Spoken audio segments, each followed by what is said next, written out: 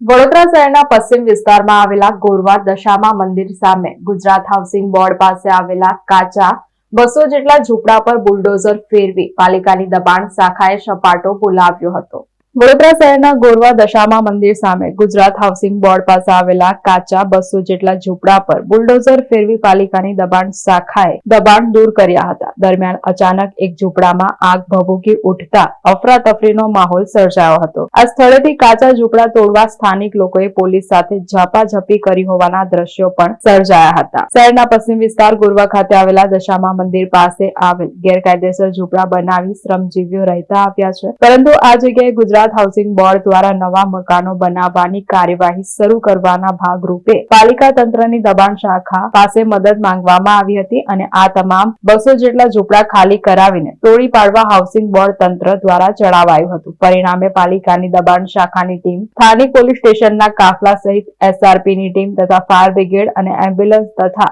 વીજ નિગમના સ્ટાફ સાથે ઘટના સ્થળે પહોંચી ગયા હતા। રહીશોની રકઝક અને બોલાચાલી બાદ પોલીસે કેટલીક મહિલાઓને પકડી લઈ ગઈ હતી। આ દરમિયાન પાલિકાની દબાણ શાખાની ટીમે 200 જેટલા દબાણ તોડી પાડ્યા હતા।